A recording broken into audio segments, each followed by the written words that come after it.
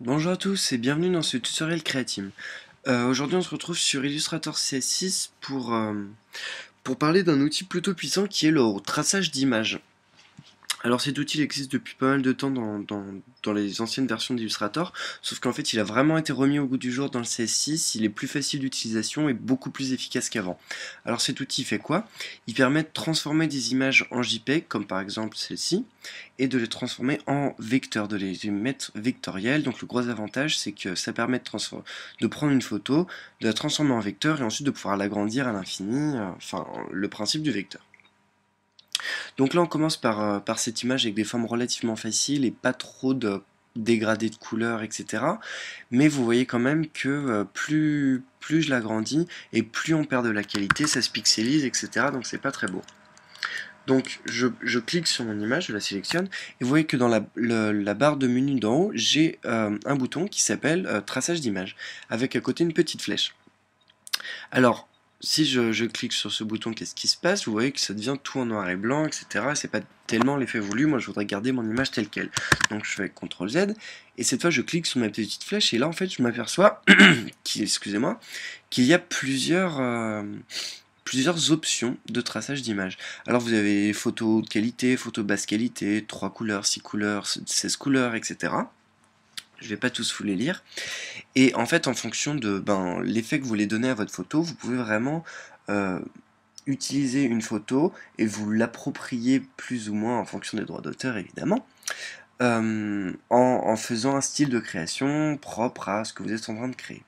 Donc, moi, je voudrais essayer de garder la photo au plus proche possible, donc je vais faire photo avec une grande qualité. Donc voilà, je clique et vous voyez que les traits se sont affinés, les traits des pics se sont affinés. Sauf que mon image n'est toujours pas éditable. Alors pour la rendre éditable, je reclique dessus et cette fois je clique sur Expand, toujours dans le même menu. Et voilà le résultat. Ça donne que maintenant, Illustrator a en fait pris chaque partie de couleur et l'a vectorisée.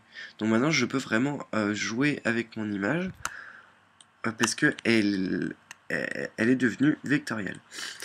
Donc avec une image comme ça, avec des formes relativement simples, ça marche assez bien.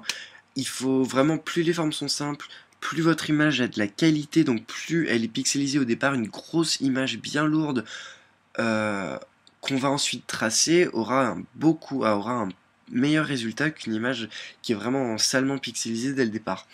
Donc on va prendre un autre exemple avec une image un peu plus complexe. On va prendre celle-ci. Donc voilà, donc là on a vraiment une photo de personnes, de silhouettes de personnes en train de faire du yoga. Et on va faire exactement, exactement la même chose. Image trace, photo haute qualité. On attend qu'Illustrator fasse les modifications. Et voilà, vous voyez que quand même, là, Illustrator fait relativement un excellent travail. On garde vraiment une très très bonne qualité au niveau de la photo. Après, donc en fonction, vous pouvez essayer les autres, Sketch Art, en noir et blanc, enfin etc. Vous voyez, il y a vraiment beaucoup d'options possibles et inimaginables. Sauf que n'oubliez jamais de faire expand sur la suite, sinon votre image sera pas éditable. Donc voilà, c'était un petit tutoriel assez rapide, assez simple sur le retraçage d'image, qui est pas très compliqué, mais qui peut souvent vous sauver la mise et vous permettre de faire des bonnes créations issues de photos que vous prenez ou d'images récupérées sur le net, etc. Donc voilà, j'espère que ce tutoriel vous a été utile et moi je vous dis à bientôt pour un prochain tutoriel, et surtout n'oubliez pas de nous liker sur Facebook ou de nous suivre sur Twitter, comme ça vous serez toujours informé des derniers tutos. Allez, salut et à bientôt.